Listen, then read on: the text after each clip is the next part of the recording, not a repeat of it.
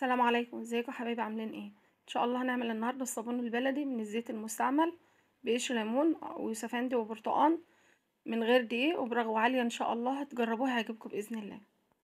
انا عندي قشر ليمون ويوسفندي جمعته وغليته في شوية مية.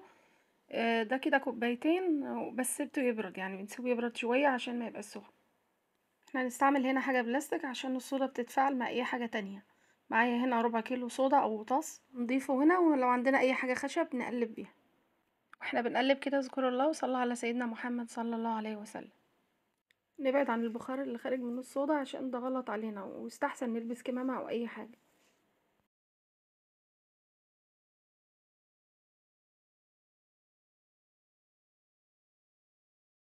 هنقلب ونستنى عليها شوية تهدى من السخونية اللي فيها.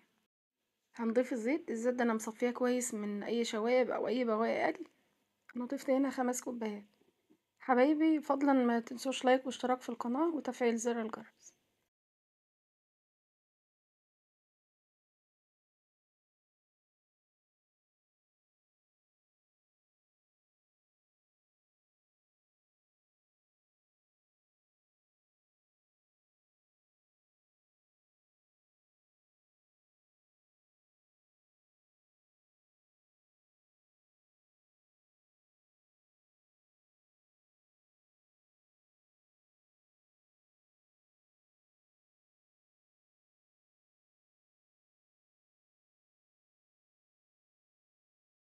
هنضيف هنا عصير 4 ليمونات.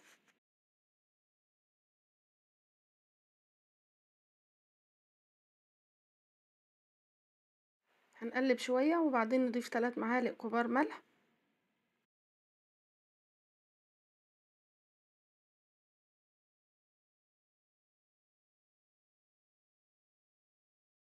وبعدين نضيف 3 معالق كبار سكر. انا ضفت هنا ملح عشان الملح بيخلي الصابون صلب وبينشف بسرعة، والسكر بيعزز من الرغوة بيخلي رغوته عالية جدا. فاحنا هنقلبهم كويس ونتأكد ان الملح والسكر دابوا معانا. هنضيف 5 معالق كبار خل. الخل بيعطي طعمها حلو. وننزل بقى بمعلقتين كبار جليسرين. الجليسرين ده فايدته ان هو بينعم ايدينا.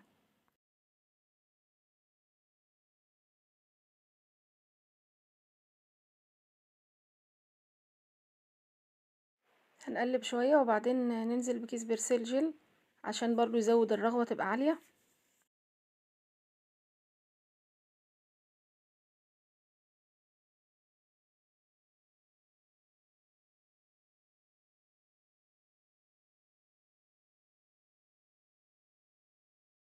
نقلب كويس، معلش هياخد تقليب كتير بس عشان النهاية تعجبك ان شاء الله وتبقى كويسة.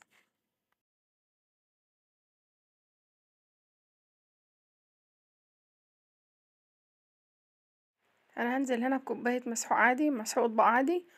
ده كمان بيزود الرغوة بيعليها.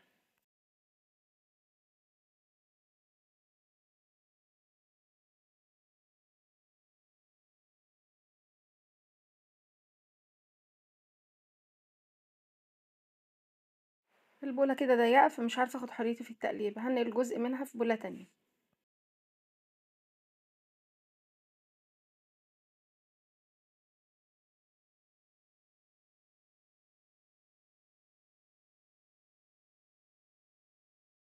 اخد مني تقليب كتير بس على قد تقليب بتلاقي النتيجة كويسة في الاخر ان شاء الله تبسطك يعني. وده كده بقى جاهز معانا. نحضر صينية او اي قالب، اي حاجة عندك موجودة. انا كده جاهز الصينية، هفرش فيها مفرش بلاستيك وهظبطه من الجوانب.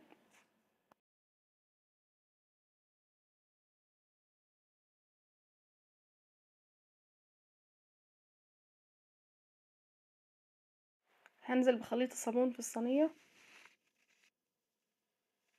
هنسويه كويس.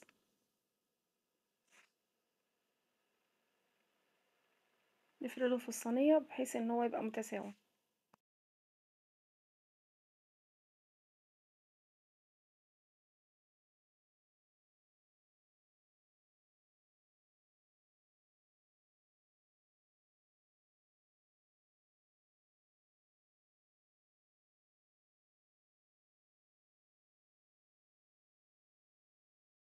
وهنزاه كده بحيث ان اي فراغات تتملي معانا.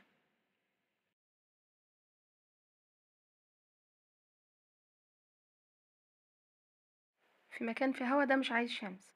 ده كده تاني يوم أنا قطّعته وجهّزته يعني، بس هاسيبه برضه يومين كمان عشان ينشف.